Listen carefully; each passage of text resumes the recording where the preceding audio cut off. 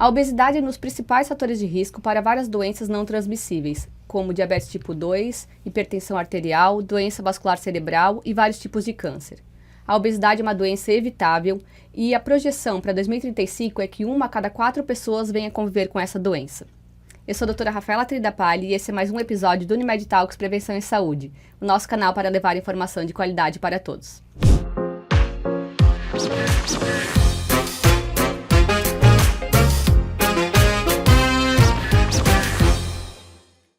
Para conversar um pouco mais sobre obesidade, seus impactos na saúde e como prevenir, nós convidamos hoje 2 colegas médicas endocrinologistas para conversarem um pouco mais com a gente. Sejam muito bem-vindas. Quero que vocês se sintam bem à vontade para conversar. Eu gostaria de começar pedindo para que vocês se apresentem, falem um pouquinho da formação de vocês, como é que vocês atuam hoje aqui na nossa cidade. Oi, meu nome é Tabata, eu sou endocrinologista eu sou de Florianópolis, me formei na Universidade Federal de Santa Catarina e depois eu fui fazer minha formação em Belo Horizonte, Minas Gerais, fiz clínica médica e endocrinologia lá. Voltei a Florianópolis em 2018 e desde 2019 eu estou aqui em Blumenau, então, atuo no consultório, faço também o ambulatório de diabetes da prefeitura, no Núcleo de Atenção em Diabetes, trabalho lá no CEPAS também com o grupo de obesidade, no projeto Vida Leve, um grupo multidisciplinar com nutricionista, psicóloga e eu de médica endocrinologista lá. Inclusive é um grupo maravilhoso, né? A gente vai conversar um pouquinho depois, que a gente tem ótimos resultados, né? Desse projeto piloto que a gente começou, né? Uhum. E eu sou a Sheila Piccoli Garcia, sou médica endocrinologista, sou formada pela Universidade Federal do Rio Grande do Sul. Lá também fiz a minha formação em endocrinologia, no Hospital de Clínicas de Porto Alegre. E ano passado, 2022, defendi meu doutorado em endocrinologia na área de diabetes. E mãe de 2 crianças maravilhosas. Lucas e a Laura, pequenininhos. Queridos. Então, assim, a gente tava olhando um pouco os números da obesidade e o último relatório ali, que é o Atlas da Obesidade, que eles chamam, da Federação Mundial de Obesidade, tem números bem alarmantes, né?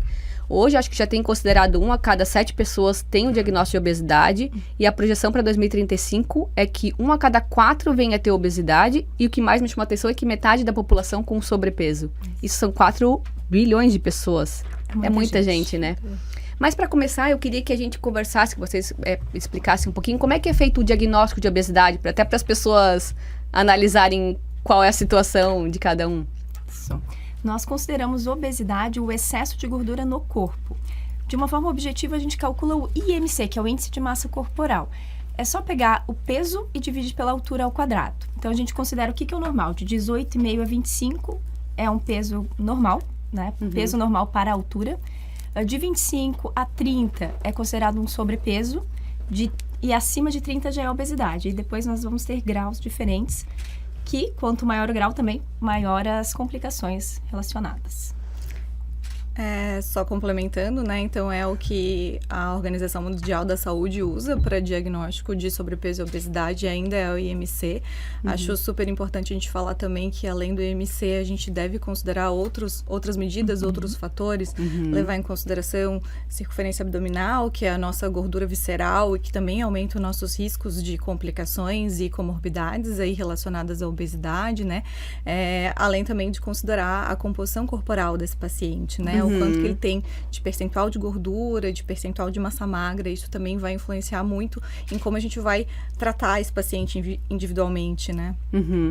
Por isso que é bom procurar um médico especialista. Até a gente podia aproveitar esse início e vocês falarem um pouquinho o que é o médico endocrinologista? Porque a gente vê que às vezes as pessoas não sabem ou confundem, né, com outras especialidades, ou enfim. É uma especialidade que estuda e se aprofunda bastante na parte dos hormônios e também no metabolismo. Então, vai avaliar os hormônios que são produzidos em diversos locais do corpo e tem ações em diversos locais no corpo. Então, não é uma coisa, não é um órgão só, é o que a gente chama de sistêmico, né? Do corpo inteiro. E a parte do metabolismo, que tem a ver, sim, com excesso de peso, entre outros, né? Então, é um médico que é especializado nessa parte. E a formação também, diferente do que algumas pessoas acabam fazendo, é bastante longa, né? Então, a gente faz 2 anos de clínica médica, mais 2 anos de endocrinologia, quando ainda não segue para fazer mestrado, doutorado, pós-especialização, enfim. Sim. Então, como eu estava conversando antes, até a gente sabe que é uma doença evitável, a obesidade. E como é que... E ela, então, é fator de risco para várias doenças. Como é que é essa relação direta da obesidade com essas doenças não transmissíveis que a gente coloca, né? Então, né, a obesidade aí, ela é uma doença crônica, né? Então, a gente tem que considerar a obesidade, sim, como uma doença crônica. Ela acaba gerando, pelo acúmulo de gordura ou gordura, pelo excesso de gordura corporal, gera uma inflamação crônica de diversos sistemas, né? E isso vai levar ao desenvolvimento aí da resistência insulínica, resistência à ação do nosso hormônio insulina, que é responsável aí pelo nosso metabolismo da glicose, que pode gerar aí o pré-diabetes, o diabetes. Juntamente com isso, aumentar a hipertensão, pressão arterial, levar ao desenvolvimento de doenças cardiovasculares, maior risco de infarto, de derrame, né, do AVC. Então, é super importante a gente tá avaliando todo esse contexto do paciente com a obesidade e as possíveis doenças que podem estar associadas. E essas são as mais clássicas, né? Mas quanto mais a gente se aprofunda na obesidade, a gente vê que ele é o cerne, né? O centro de outras doenças. E aí vai câncer, vão doenças, até coisas que a gente antigamente não se imaginava, mas como a Tabata bem falou, é uma doença inflamatória. Então, o corpo inteiro fica inflamado. A gente vai ver a gordura no fígado, trazendo, né, outras complicações. Asma, né? Então, muitas vezes a gente nem pensa o que o pulmão tem a ver com a obesidade. Mas a gente sabe que a própria gordura inflama também o pulmão. Então, estamos falando, né, de doenças mais clássicas, mais comuns, diabetes, pressão alta, problemas de coração, mas a gente não pode também deixar de lembrar, por exemplo, gota, né, doenças reumatológicas, a própria, não só a parte inflamatória, mas também a parte mecânica, o excesso de peso vai prejudicar as articulações. Então, são dores que os pacientes têm, artrose antes do tempo. Eu brinco que é como se os pacientes estivessem carregando uma mochila de 20, 30, 50 quilos o dia todo por muito tempo. E quanto antes essa obesidade começa, pior vai ser. Tá? São mais anos, maior é o tempo com excesso de peso. Então a gente conversou ali dessa divisão, que tem o sobrepeso e tem a obesidade. O próprio sobrepeso já chega a ter impacto para a saúde? Sim, o sobrepeso pode já gerar um impacto para a saúde, né? Apesar da gente, talvez em graus menores, mas isso já vai gerando esse processo inflamatório crônico, já começa aí no nível de sobrepeso, né? Então, por isso a prevenção, da gente não deixar esse sobrepeso evoluir para os graus de obesidade, né? Então, a gente já pode ter aí alterações glicêmicas precoces, as próprias alterações de pressão, já quadros aí de artrose, dificuldades ortopédicas mesmo. A Sheila falou da questão pulmonar. Outra coisa é a síndrome da apneia do sono, né? Sim, que também acaba se criando um círculo vicioso aí, porque um sono ruim prejudica a questão do peso. O peso ruim prejudica o sono. Então, se a gente não trata tudo isso em conjunto, vai gerando uma bola de neve que fica muito mais difícil de resolver. Fica muito mais complicado, né? Eu lembro que, assim, quando a gente vai fazer esses projetos, então ali na Unimed, que a gente fez tá com esse projeto piloto ali, que é o Vida Leve, a gente faz uma avaliação da carteira. E uma das coisas que me chamou muita atenção, aqui um dos parâmetros que a gente estava avaliando é a questão do IMC, da obesidade, dos graus e a sinistralidade. Sinistralidade é como se fosse o gasto que o paciente acaba tendo com o convênio. E conforme vai aumentando o grau de obesidade, essa sinistralidade vai aumentando. Então, acho que o custo para o paciente não é também só físico ou metabólico, enfim. Saúde. Mas também financeiro. E às vezes a gente subestima isso, né? E a gente pode ver isso muito na prática com o Covid. Né? Quanto maior o peso do paciente, quanto maior o grau da obesidade, pior foram também os desfechos, né? Incluindo morte. Teve uma relação bem direta a obesidade com o desfecho mal, né? Então, acho que vale, assim, a ligação, fazer o link que mesmo sobrepeso, que não é nem obesidade, já começa a ter complicação e quanto maior o grau, quanto maior o peso do paciente, pior. Vai piorando, sim. Não é agora que eu já ganhei o primeiro grau que não importa, né? Exatamente. Então, às vezes, a gente conseguindo reduzir isso já faz uma diferença. Né? E a gente escuta muito que, assim, não é incomum, eu até diria, é o obeso saudável, né? Eu sou obeso, tô acima do peso, mas os meus exames estão todos normais, tá tudo bem. Existe esse termo obeso saudável? Então, até Vamos ser polêmica aqui, não, ficou difícil, né? Até tava revendo alguns artigos, alguns estudos que eles tratam esse, né, obesidade metabolicamente saudável, né, e o que seria isso, essa definição do paciente que já tem um grau de obesidade, mas que fisiologicamente não estaria apresentando ainda alterações metabólicas, como, por exemplo, alterações glicêmicas, alterações do colesterol, alterações de pressão, um perfil de acúmulo de gordura um pouco diferente do paciente obeso não saudável, vamos dizer assim, com menos acúmulo de gordura visceral e mais acúmulo de gordura subcutânea, né? Mas que são pacientes que ainda assim têm um maior risco de desenvolver alterações metabólicas e progredir para complicações do que pacientes que não têm obesidade, né? E eu vejo essa dúvida muito relacionada com a gordofobia. Então, assim, a pessoa... o que a gente tem que deixar de lado, tirar o preconceito, porque a pessoa nunca não escolhe ser gorda, não escolhe estar com obesidade. É uma doença, e a gente tem que levar isso a sério. Então, muitas vezes a pessoa diz assim, tô acima do peso, sou obeso, mas não tenho nada de doença. E eu sempre faço essa comparação. Bom, hoje tu tem 20, 30 anos, e quando tiver 50? Né? A gente não vai esperar aparecer uma doença para tratar, afinal, a obesidade é uma doença. A gente tem que encarar como tal. Então, isso tem que ficar muito importante, bem claro, né, para a pessoa. A gente não vai esperar que isso aconteça. Então, concordo com a Tabata, isso é um tema muito discutido, até mesmo nos congressos, né, porque é um conceito que a gente tem. Metabolicamente, os exames não mostram nada, mas certamente a articulação desse paciente, dessa pessoa... Já não é a mesma coisa. Já não é a mesma coisa, né? A qualidade de vida já não é a mesma coisa. Então, a pessoa pode não estar percebendo esse excesso de peso no seu dia a dia, mas daqui a 5, 10, 15 anos, isso vai estar muito mais evidente. Às vezes até um jeito de se enganar, né? E não buscar ajuda, porque a gente sabe que não é fácil. Não. Né? É muito difícil fazer o acompanhamento e fazer o tratamento que de fato, né? A gente diz assim, é uma das poucas doenças que outras pessoas diagnosticam, né? Então, todo mundo sabe apontar quem está acima do peso, quem está com obesidade. Difícil saber quem tem diabetes ou quem tem uma pressão alta, né? Então, eu digo, a pessoa já está rotulada sem é uma querer. doença que se expõe, assim, né, digamos, fisicamente. E até por isso eles demoram muitas vezes a procurar o atendimento adequado, né, o acompanhamento profissional, acabam se fechando, acabam tentando fazer dieta sozinho, procurar outros caminhos para perda de peso, se sentem envergonhados muitas vezes de procurar a ajuda profissional, né, então eu acho que é super importante a gente colocar essa parte, que as pessoas procurem mesmo, né, o atendimento médico, não se sintam envergonhadas, tenham alguém para te apoiar nesse processo, né? Porque como toda doença crônica, a gente vai precisar desse acompanhamento prolongado. Eu acho que eu vou colocar um pouco culpa nos colegas médicos, enfim, porque assim, às vezes faltava aquele alerta do médico, o paciente tá pronto na frente vendo outra condição, do médico falando assim, olha, mas tu tem que tratar a obesidade também, eu vou te encaminhar para esse profissional que vai te ajudar. Porque às vezes as pessoas têm esse preconceito de que a outra pessoa vai se sentir ofendida se você comentar a respeito disso, já que ela não está procurando por conta disso, né? Não sei como é que vocês veem isso na prática. O que os maiores guidelines, vamos dizer assim, os consensos nos indicam é o seguinte, e que devem ser ensinados, né?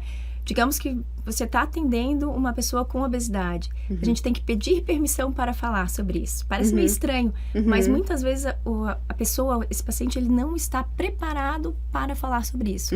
Então, é uma certa negação, né? E a gente tem que saber como abordar. Porque essa pessoa já vem estigmatizada de um bom tempo, já sofre preconceitos, às vezes, durante toda a vida, já está até traumatizada. Então, a gente tem que ter uma delicadeza para abordar esse fato.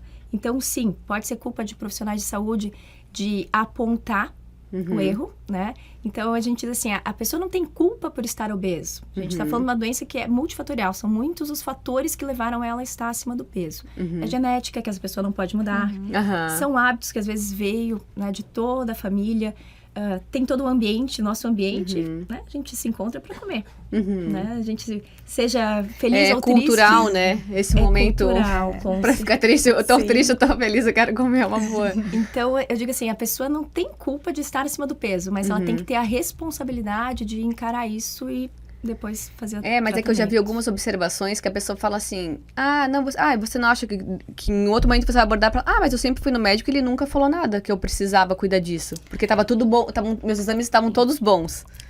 Então, às vezes, talvez é isso, até o pedir a permissão é que os médicos às vezes não chegam nesse ponto, né? Tipo assim, vamos conversar a respeito desse problema que a gente também precisa resolver, ou que vai fazer muita diferença depois. Nós mesmos, como profissionais, acabamos dando um passinho para trás para falar sobre isso, né? Eu acho que mesmo quando o paciente não vem para falar daquilo, a gente também às vezes fica receoso em tocar naquilo. A gente, como endocrinologista, talvez menos, mas os outros colegas, no geral possam ter essa barreira também de falar sobre isso, né? Mas eu acho que vale sim a gente pedir a permissão e conversar sobre isso, né? Com todos esses dados aí que a gente tem, eu acho que tem muita coisa que a gente pode fazer por esses pacientes. E eu acho que isso também abre muito espaço, porque a pessoa às vezes nega, sim, o excesso, né? A obesidade, essa condição. E com vergonha de procurar um médico, o que acontece? Ele cai em tantas picaretagens que vem por aí, né? Então, abriu a internet, uma pílula que promete mágica, promete milagres. E a gente vê, sim, pessoas, às vezes, sem condições, comprando, parcelando, fazendo dívidas para comprar uma coisa que a gente sabe que não vai funcionar. Mas para procurar um tratamento que às vezes é uma coisa imediata. Eu ia até falar um pouco mais tarde, mas acho que a gente pode aproveitar e conversar agora. Eu e Humberto, então o Humberto também é médico. Então as pessoas às vezes perguntam, casais de médicos só falam de medicina? Não e sim, porque eventualmente acaba caindo no assunto. E a gente costuma conversar muito sobre a nossa visão, assim, não sobre pacientes especificamente, mas sobre a nossa visão do que a gente tem visto da saúde, tanto na cidade ou quanto no mundo, assim. E o que nos chama muita atenção, que a gente sempre fala, é o quanto a gente tem visto pessoas próximas até, que procuram, que eu brinco que é soluções fáceis para problemas difíceis. Né? E procuram profissionais que não têm formação, por isso que eu sempre gosto de enfatizar que, assim, que a formação médica de um médico sério e que respeita até o paciente, mas que respeita a sua formação é bastante longa, é bastante árdua, não é fácil, não é um curso do final de semana ou de um mês. Então, o que a gente tem visto é que as pessoas... E elas acabam caindo, às vezes, numa situação que traz mais doença do que a condição que ela já tinha. É bem complicado isso, né? Porque, como a gente falou, eu acho que muito se vê a busca da estética e não só de visualizar a obesidade como uma doença, né? E tudo hoje a gente quer para ontem, né? E sabendo que é uma doença crônica, que não foi de um dia para o outro que ele chegou até ali, né? A gente não vai perder aquele peso de um dia para o outro. Mas a gente sabe do nosso dia a dia, é tudo corrido, é tudo que a gente quer para agora. E as pessoas acabam buscando essas coisas milagrosas e que muitas vezes vão levar ela a ter outras complicações com o uso de medicamentos ou substâncias aí que não são adequadas para aquilo, né? Então, acho que a gente tem que tomar muito cuidado, avaliar com quem você está indo se consultar, avaliar se aquele profissional tem uma formação adequada. Tem como ver a especialização do médico no site do CRM, né? Tem. Busca médico, chama. Você consegue colocar um nome do médico e ele vai buscar se aquele médico tem o CRM cadastrado e se ele tem o registro de qualificação do especialista. Então, o paciente consegue fazer essa busca gratuita aí na internet, no site do CFM, do Conselho Federal de Medicina. E entendendo quão complexo é a obesidade, a gente não vai achar única forma de resolução, porque cada pessoa é diferente, né? A gente trata indivíduos. E isso é muito importante. Aquela pessoa que sai do consultório com a mesma receita de um outro amigo, de um outro colega, não dá. Já dá para desconfiar, né? A gente vê muito agora essa questão de uso de testosterona, por exemplo, e a gente sabe que, por exemplo, o hipogonadismo, que é o que teoricamente trataria, a obesidade é uma consequência, às vezes, disso, né? Sim. Acaba que a obesidade, na verdade, ela interfere na transformação da testosterona, na metabolização da testosterona, né? O excesso de gordura.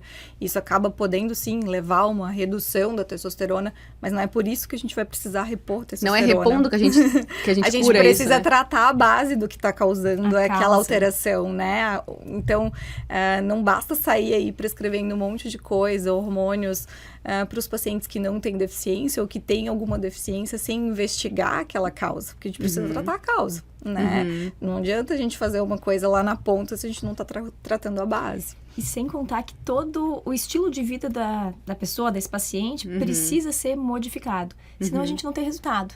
Então, o resultado que a gente vai ter vai ser enquanto estiver fazendo essas mudanças. Só o curto prazo, o temporário, né? Eu acho que o programa, né, o programa Vida Leve vem para isso, né? O que a gente às vezes sente no consultório é que a gente fica um pouco solitário, desvinculado um pouco das outras especialidades da saúde, né? A nutrição, a psicologia, às vezes a psiquiatria, o educador físico, né? E muitas vezes o paciente vem até nós, a gente faz esses direcionamentos, mas eles acabam se perdendo no caminho, né? Não tem uma regularidade, tudo, Exatamente. Então, eu acho que o programa é legal por isso. A gente consegue estar ali, todo mundo junto, trocando experiências, discutindo os casos. Eu acho que tem funcionado muito bem para muitos pacientes. A gente tem visto progresso aí muito bom, perda de peso significativa em muitos deles.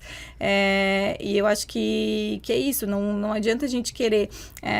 também só procurar o remédio, a pílula mágica, sem fazer modificações de estilo de vida. Para a gente ter o resultado, a gente precisa que essas modificações persistam ao longo da vida, né? E não é aqui ser contra o uso de medicação para obesidade, né? Afinal, a gente está falando de uma doença. Eu acho que as medicações para o tratamento da obesidade estão ficando muito banalizadas, como um remédio para emagrecer. Eu costumo falar para os pacientes, né? Você tomaria um remédio para hipertensão se você não tivesse pressão alta? Você tomaria um remédio para qualquer outra doença se você não tivesse esse diagnóstico? E é o que está acontecendo muitas vezes, né? O paciente usando medicações para tratar uma doença que ele não tem muitas vezes. E às vezes daí com fins estéticos. É isso que eu ia comentar agora, assim, deu um boom agora dos medicamentos, porque a gente tem novos estudos ótimos, inclusive, e ainda bem que tem saído esses estudos e que tem um tratamento melhor, que vai ajudar muita gente que realmente tem a doença e que precisa desse auxílio. Mas, da opinião de vocês, esses medicamentos novos para obesidade são a solução? A gota milagrosa? Nada é solução, né? Então, pensando numa doença crônica, o tratamento também tem que ser crônico, é para o resto da vida. Remédios ajudam e muito. Então, a gente fala de uma doença que já se tem um certo preconceito por si só. O próprio tratamento também já, né, desde que foram lançados, década de 40, 50, então se usou muita anfetamina, muitos remédios que trouxeram alterações psiquiátricas, né, psicológicas nessas pessoas. Então, até quando a gente vai prescrever um tratamento para aquela pessoa com obesidade, às vezes eles falam, eu não quero usar remédio. Às vezes fica até com medo, né? Até com medo, porque se lembra, às vezes, de tias, mães que usaram e tiveram complicações. Então, hoje em dia, nós temos remédios que são muito mais seguros. E que bom, né? Só que também passou para um outro lado. A finalidade estética, às vezes, ganha mais, né, do que a parte da própria obesidade. Então, a pessoa que não precisa quer usar e a pessoa que precisa, às vezes, não E tem. tu citou essa questão de ser uma coisa crônica, porque eu vejo que mesmo esses remédios novos já têm caído um pouco nessa banalização, tipo assim, alguém que não precisa usou, ou alguém até que precisava usa por um período curto, sem auxílio, sem acompanhamento, daí depois volta a engordar, claro, porque a gente tá falando de uma doença crônica, que tem que ter outras alterações associadas, outras mudanças, e daí fala, nem funciona, vai só gastar dinheiro. E daí acaba prejudicando Toda a ideia, na né? ideia do conceito, assim, né, da medicação. Porque fica enfim. isso, né? Como a Sheila falou, sendo uma doença crônica, a gente precisa de um tratamento crônico. Então, não é um mês de medicação, 2 meses de medicação, só baseado na medicação também, sem fazer as modificações de alimentação, de atividade física ou de outras doenças associadas, até a questão psicológica, psiquiátrica, que está muito envolvida com essas questões da obesidade e que os pacientes às vezes deixam isso de lado e isso prejudica muito a questão do tratamento. Então, eu acho que eles têm essa visão, assim, vou usar por esse certo período de tempo, um curto período de tempo e pronto, tá tudo certo. Mas não fez nenhuma modificação do resto. Vai ganhar peso? Vai. O nosso corpo, ele vai querer voltar a ganhar peso, né? Isso é um processo fisiológico da perda de peso. Mas a gente precisa enfatizar isso, que eles precisam fazer um tratamento, um acompanhamento adequado. É que ninguém chega a ser obeso sem ter alguma alteração de hábito que precisa melhorar. é muito difícil, né? A pessoa que faz tudo certo e que fique nessa condição. A gente tá falando dos números ali, também me chamou muita atenção da obesidade infantil, adolescente, o quanto que também tem uma projeção de aumentar. E a gente vê na prática ou no dia a dia que a alimentação das pessoas está muito mais industrializada.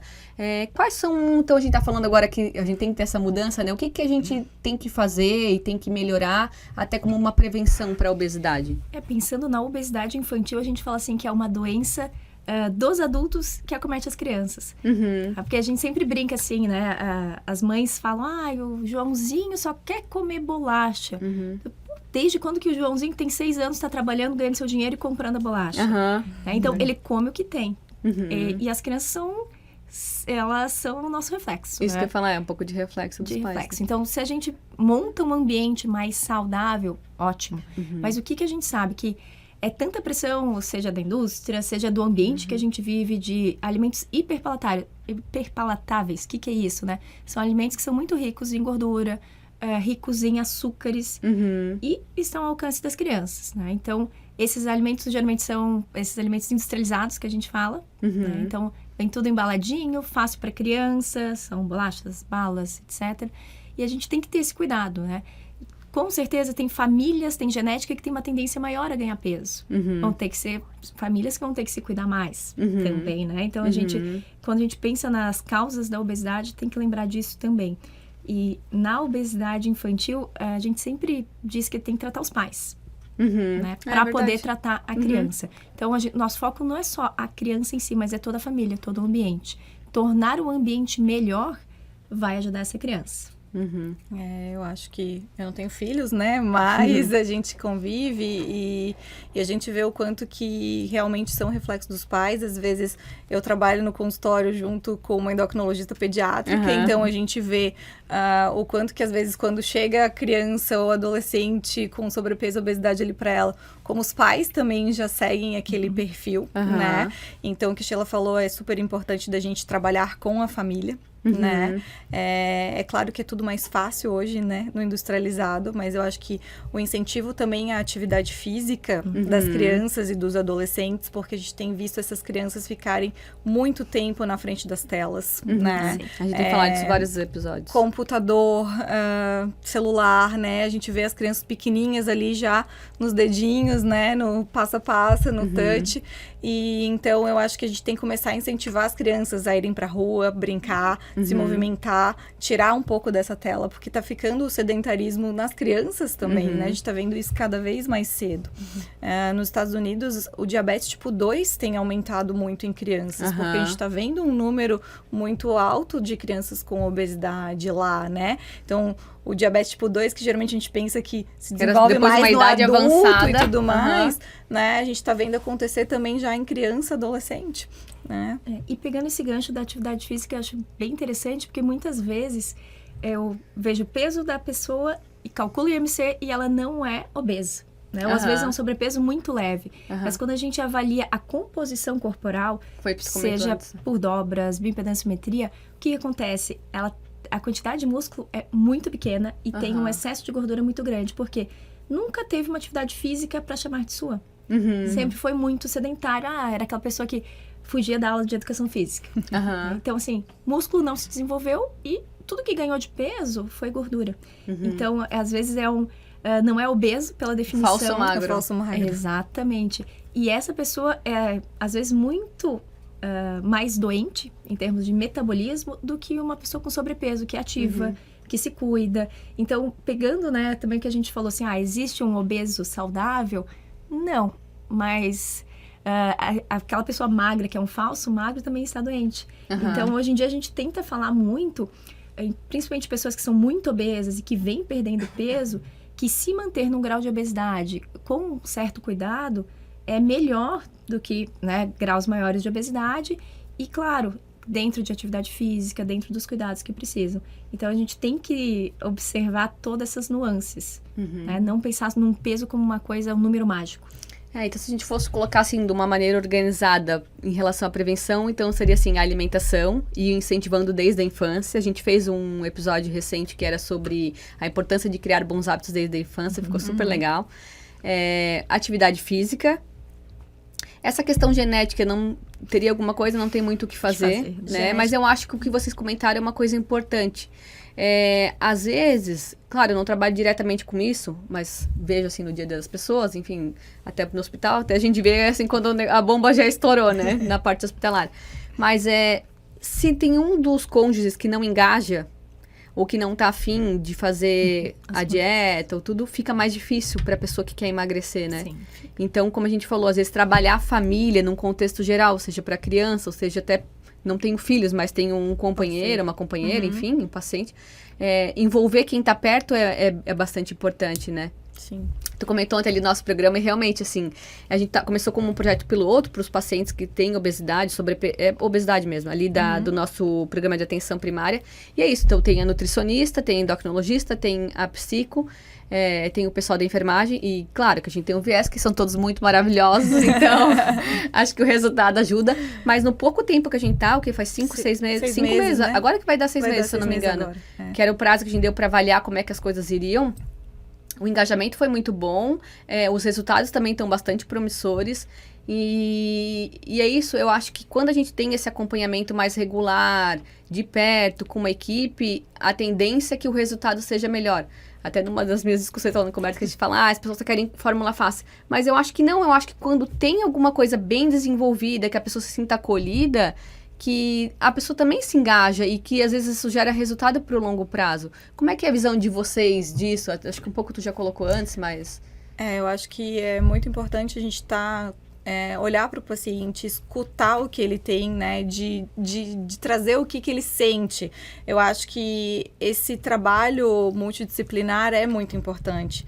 E colocar que o paciente também faz parte disso, né? A gente não tá ali sozinho. A gente tá ali para ajudar, mas ele também vai ter que fazer a parte dele. Ele é uma pecinha ali do nosso quebra-cabeça. E ali no programa eu tenho visto, assim, muitos pacientes que viram uma chave durante o acompanhamento. Eu acho que também o trabalho psicológico, que eu acho que é muito importante, muito importante. Bem direto, porque esses pacientes, muitos deles têm alguns traumas de infância, de adolescência, ou passaram por algumas coisas que foram influenciando ao longo do tempo nesse ganho de peso, né? O comportamento em geral. O comportamento em geral, mas eu acho que muitos deles, com esse acompanhamento de perto e esse incentivo, eles viram a chave, eles dizem, opa, é agora que é a minha chance aqui de mudar, né? Eu acho que teve uma paciente que chegou pra gente, quando ela chegou, ela já tinha perdido 20 quilos sozinha, porque ela já tinha, eu acho que ela tinha constado até com o Berto, e ela falou que até o aniversário dela, em agosto, ela ia perder X quilos, agora eu não sei dizer o número que ela falou, mas quando ela chegou no programa pra gente, ela já tinha perdido sozinha 20 quilos, e ela continuou perdendo. Eu acho que o programa só veio acrescentar também, e talvez ela não tenha perdido esses quilos totalmente só saudável, só de gordura, mas o que a Sheila falou é super importante, o acréscimo aí da atividade física para ele não perder a musculatura, né? Mas eu acho que os resultados são muito, muito bons quando a gente consegue engajar o paciente com a equipe e ele também fazer a parte dele. E é interessante uma equipe que esteja unida, né, com esse objetivo. E esse acompanhamento vai ter que ser a longo prazo. Então, tem que estar dentro da cabeça do paciente que não vai ser uma outra consulta. E às vezes os pacientes vêm para o tratamento da obesidade e eles me perguntam, eu preciso usar esse remédio, eu preciso fazer essa dieta por quanto tempo? A nossa vontade é dizer, para a vida toda. Né? E não deixa de ser. Então, a gente tem que pensar assim, a longo prazo. E é claro, em cada fase, em cada momento de vida, a gente vai atuando em algum determinado, né? Vai puxando mais para um lado, mais para o outro. Mas é uma coisa para quase sempre. E tanto que assim, quando a gente fez ali o programa, um dos critérios para engajamento e para que o paciente permaneça no programa é que ele seja engajado. Então, quando tem algumas desistências, começa a remarcar, não quer ir, a gente tira do programa, sabe? Teve muito pouco, né? Teve poucos. Enfim, bem poucos. Mas às vezes é isso. Se não é o momento, se a pessoa não se engajar, a gente sabe que o resultado não vai vir. Talvez venha por um curto prazo, mas depois as coisas mudem, né? Uma coisa que eu queria que vocês comentassem um pouco, porque a gente também vê bastante atualmente, é como é que vocês veem o papel da cirurgia bariátrica para o tratamento da obesidade? Vamos dizer assim, é um meio para atingir a finalidade que é a perda de peso. Então, não é uma solução mágica, não é uma solução para todos, não existem critérios bem estabelecidos para isso. Só pode fazer a cirurgia bariátrica quem tem o IMC acima de 40 ou IMC entre 35 e 40, com as comorbidades. O que seriam isso? São doenças associadas ao excesso de peso e que, perdendo peso, elas vão melhorar. Então, diabetes, pressão alta, doenças, por exemplo, de vesícula, gordura no fígado, entre outras, né? A lista é muito grande. Então, a gente sabe que a cirurgia bariátrica está destinada para esse tipo de pacientes, mas não adianta ter apenas esse critério de peso. É necessário, sim, que a pessoa já tenha tido pelo menos 2 anos de tratamento para perder peso. Então, isso é muito importante, porque não tem nada pior, eu digo assim, do que o paciente que cai de paraquedas na mesa da cirurgia. Sem porque ter o depois devido, a gente sabe que é difícil, né? Devido tratamento. E os especialistas em cirurgia, nós endocrinologistas, a gente fala assim, ó, a gente está trocando uma doença, que é a obesidade, com todas as suas complicações. Depois da cirurgia, essa pessoa, a gente diz assim, tem uma desnutrição programada. Então, a gente corre na frente para evitar todas essas possíveis complicações. Então, do mesmo jeito que o tratamento da obesidade vai precisar de acompanhamentos regulares, quem fez a cirurgia bariátrica também vai Precisa mais ainda. Né, uma frequência muito alta com o seu médico, com o nutricionista, porque os problemas não acabaram. Não é tipo, operei como que eu quiser, porque eu vejo que tem muita gente que opera e continua tendo os mesmos hábitos ruins que já tinha antes, né? O acompanhamento prévio é muito importante, né? Então, esses critérios de tratamento clínico que a gente tem anterior à cirurgia bariátrica, né? São super importantes de você ter esse acompanhamento. E a gente tem visto cada vez mais, às vezes, os pacientes chegarem pra gente com até anos pós-bariátrica, sem depois ter feito nenhum acompanhamento, já com deficiências nutricionais, deficiências de vitaminas, pacientes que acabam ficando internados por desnutrição, né? Então, a gente precisa que as pessoas entendam que a cirurgia bariátrica também não vai ser um milagre, né? Elas acham que vai ser a solução daquele problema e que, pronto, eu fiz a cirurgia, acabou, eu não preciso fazer mais nada. E não é assim, né? Muito pelo contrário. Eu falo que a gente opera o estômago, mas não opera a cabeça. A gente precisa que continue, né? Mudar os hábitos, o acompanhamento, a psicologia. A gente sabe que tem muitos pacientes que acabam trocando alguns vícios aí, acontecendo vícios depois da cirurgia bariátrica, como escape, né? Então, eu acho que é isso, é não ver isso. É uma opção que a gente tem. Muitos pacientes, sim, têm indicação. Alguns pacientes são a melhor opção e vão precisar dela, mas não é para todo mundo. Uma cirurgia bem indicada vai ter um resultado muito bom. Desde que a pessoa tem que ter a certeza que ela vai estar ativamente participando desse processo. Não é apenas realizar a cirurgia e deu. Ela vai se engajando também, né? Mesma coisa que nós falamos a respeito da prevenção do excesso de peso, ela vai precisar a vida toda. Todo mundo precisa, né? Porque também hoje em dia tem muitos que acabam ganhando peso, perde por um período e depois volta a ganhar o peso. E no fim das contas, para muita gente, a gente nota que fica mais como um fim estético. Emagreceu, ponto. Não tirou os fatores de risco e as doenças, os problemas envolvidos de antes, né? Ou que poderia cuidar melhor. Eu até acho Trocam doenças, né? Acho interessante a gente falar do efeito sanfona, porque as pessoas falam muito, né? Quando a gente fala em remédio e até mesmo da cirurgia bariátrica. O que é esse efeito sanfona? O que é esse reganho de peso? Né, o nosso corpo, ele tende sempre a entrar num equilíbrio. Então, sempre tenta buscar aquele peso que é o equilíbrio, né? Que seria como se fosse um peso configurado de fábrica para aquela pessoa. Toda vez que a gente começa um processo de perda de peso, o que acontece? O nosso corpo tenta nos puxar para aquele peso que era mais alto. Aumenta a fome, diminui o metabolismo, diminui a queima de energia do nosso corpo para tentar chegar naquele nível. Então, enquanto a pessoa está se esforçando, fazendo atividade física, seguindo uma dieta controlada, seja isso com ou sem a cirurgia, ela vai continuar perdendo peso ou vai mantendo um peso mais baixo. A partir do momento que parou de fazer esses cuidados, volta. Né? Então, não tem milagre. Então, às vezes a pessoa associa o uso do remédio ao perdi 10, depois ganhei 20 quilos, né? A gente escuta isso com muita frequência. Ter esse cuidado, porque o efeito sanfona ou esse reganho de peso vai acontecer em todo mundo que não tiver o cuidado, que não mantenha Mudar os hábitos e manter, né? Outra coisa que eu acho importante falar é a gente não se basear também só no IMC e no peso da balança, porque muitos pacientes veem o tratamento ou vêm buscando assim, eu quero que o meu IMC fique normal, eu quero o peso X, né? Sim. Uhum. Então, assim, hoje a gente tem, né, a Sociedade Brasileira de Obesidade vem aí falando sobre o termo obesidade controlada, né? São aqueles pacientes que acabam saindo, às vezes, de uma obesidade grau 3, passando por um nível de obesidade grau 2, grau 1, não chegaram lá no IMC normal, mas eles já melhoraram muito a parte metabólica com o percentual de perda de peso que eles tiveram. Então, eu falo muito para os pacientes, não se foquem só no número da balança, né? Nisso tudo, a gente tem as mudanças de composição corporal. O importante é a gente diminuir o percentual de gordura, manter a nossa massa magra ativa. Então, eu acho que isso é importante de colocar. Não olhar só para o IMC. Nosso objetivo não é normalizar o IMC.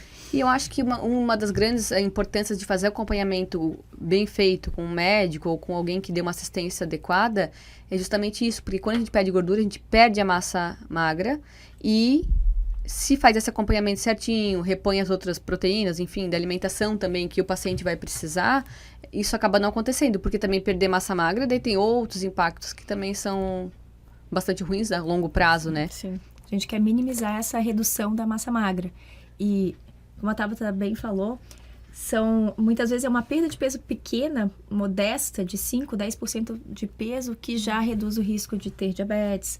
Muitas vezes para de usar remédio para pressão, próprio diabetes, né? Então, já traz benefícios. Isso eu acho que é interessante de nós, médicos, entender o que é o objetivo do paciente. E, às vezes, é uma meta muito irreal, que ele não vai chegar ou vai chegar com pouca saúde. E vai ser difícil de manter. Então, às vezes, é importante, eu digo assim, coloca as cartas na mesa, sou bem transparente com os pacientes e digo, olha, daqui a pouco é 5 quilos. E a pessoa acha que 5 quilos é pouco. Mas isso já traz uma transformação, já dorme melhor, já tem mais disposição. Então, a gente consegue melhorar vários fatores com uma pequena perda de peso. Acho que para diabetes 10% do peso, 10 a 15% já faz bastante diferença, né? 5 a 10% a gente já consegue melhorar muito e perdendo mais de 15% consegue até entrar na remissão do diabetes. A gente não chama de cura do diabetes, mas consegue tirar todos os remédios e ficar com níveis de glicose dentro do normal. Então, é possível sim com a perda de peso. Viu como é bom acompanhar bem? Então, assim, claro, a gente já falou bastante. De forma prática, tem alguma orientação que vocês dariam, então, para quem quer começar um processo de emagrecimento? Eu acho que tudo que a gente conversou aqui, né? Eu acho que o ponto principal é não deixem de buscar ajuda, né? Não se sintam envergonhados por isso. Então, procurem um profissional para te ajudar, profissionais para te ajudar, que a gente não vai trabalhar sozinho como médico, né? E é isso, eu acho que tentem já modificar coisas, né? Eu acho que a gente tem tanta coisa hoje de atividade física ao ar livre, academias ao ar livre, porque às vezes isso também é uma questão do paciente, né? Eu não tenho condições de pagar uma academia, ou eu não tenho como ir. Mas a gente tem tanta opção de fazer atividade física ao ar livre. Até fazer em casa, né? Fazer em casa, os videozinhos que a gente tem no programa. Alguns pacientes falam, eu não tô conseguindo ir na academia, mas eu tô fazendo os exercícios do vídeo. Então, a gente tem tanta coisa disponível hoje que a gente sabe que é difícil, as rotinas são difíceis, mas eu sempre falo, com programação, com organização, a gente consegue fazer muita coisa, né? Às vezes eu falo pro paciente, eu não tenho 15 minutos para fazer isso, mas tem 15 minutos para ficar no Instagram, no Facebook, né? No celular, fazendo outras coisas. Então, eu acho que é isso, a gente buscar ajuda, não deixem de buscar ajuda, não façam coisas sozinho, porque isso vai piorando e vai prolongando aquela situação, que até quando você chega no profissional, já podem ter acontecido outras complicações, né? Tem aquela síndrome da impotência aprendida que ele já tentou tantas vezes sozinho e não deu certo, que já acha que não vai dar certo, já não quer nem tentar, mesmo com ajuda, porque já aprendeu que, teoricamente, que não daria, né? Começar com o básico já é bom, né? Então, não consegue fazer uma dieta, mas faz algumas pequenas trocas, né? Já começa né, reduzir a quantidade de meio de transporte, de andar de carro, fazer atividades ao ar livre. Então, em vez de pensar no final de semana, eu vou, sei lá, vou num rodízio de pizza, não. Vamos reduzir, vamos pedir uma pizza para a família toda, por exemplo. Então, a gente consegue fazer pequenas mudanças. Não precisa sair do 0 ao 100.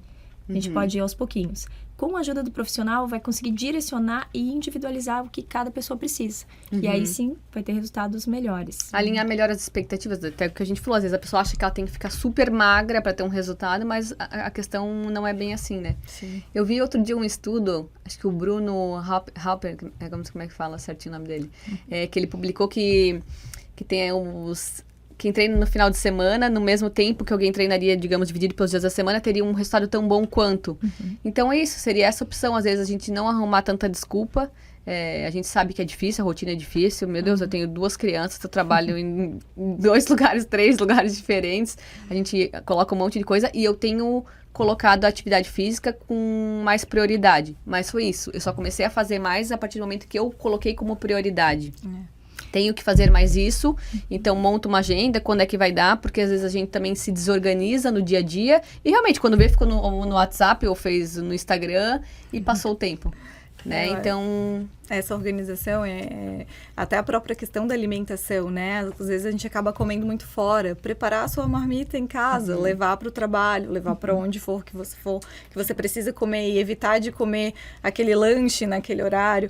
É difícil, mas é possível, né? A gente tem tanta informação hoje em dia, é claro que a gente tem que cuidar que muita informação também não é adequada, excesso, né? Tem que o filtrar excesso um pouco de informação, mas é isso, eu acho que pequenas coisas já podem levar a melhores resultados, né? Principalmente de exercício físico, né? Um pouquinho é melhor do que nada, né? Um pouco mais é melhor do que só um pouquinho. E aí as coisas vão. Então, quando consegue melhorar isso, ótimo. Mas quantos pacientes a gente tem que trabalham o dia inteiro, das 7 às 18, depois fazem faculdade, chegam em casa às 10, 11 da noite. Muitas vezes a gente até fica assim, pô, quando é que ele vai conseguir fazer exercício físico? É no final de semana. Então, faz. É melhor do que nada. Eu não consigo, sei lá, organizar minha marmita. Tudo bem, mas dentro do restaurante que você frequenta, o que é o que é mais saudável? O que é menos pior, dependendo, né? Menos pior é uma boa. Só consigo comer na lanchonete da universidade. O que é menos pior lá? Né? Não pega a fritura, pega o assado. Então, são pequenas mudanças que a gente já consegue ter também pequenos resultados. A gente não vai esperar muita coisa. Mas é melhor do que nada. Então... Mas é criando um hábito melhor, né? Sim. Então é isso, adorei conversar com vocês. Quero agradecer muito a presença de vocês aqui hoje. Acho que a gente já falou muito até agora no final, mas se vocês têm mais algum recado que vocês gostariam de deixar para quem está assistindo, pode olhar diretamente para a câmera e passar o recado para o pessoal. Mais importante, perder o medo, perder a vergonha. Lembrar que nós, profissionais da saúde, não temos nenhum martelinho, ninguém aqui é juiz para fazer um julgamento moral. Nós sabemos que a obesidade é, sim, complexa, tem muitos fatores por trás e não se sinta culpado. Nós, profissionais, estamos aqui para ajudá-los. Procure ajuda. Acho que a Sheila falou tudo, né? Procure ajuda, acho que é isso que a gente já falou aí, o podcast todo. Muito obrigada. Obrigada. Esse foi mais um episódio do Unimed Talks Prevenção em Saúde, o nosso canal para levar informação de qualidade para todos. Acompanhe a Unimed Blumenau nas principais plataformas de vídeo, de áudio e no Instagram. Até a próxima!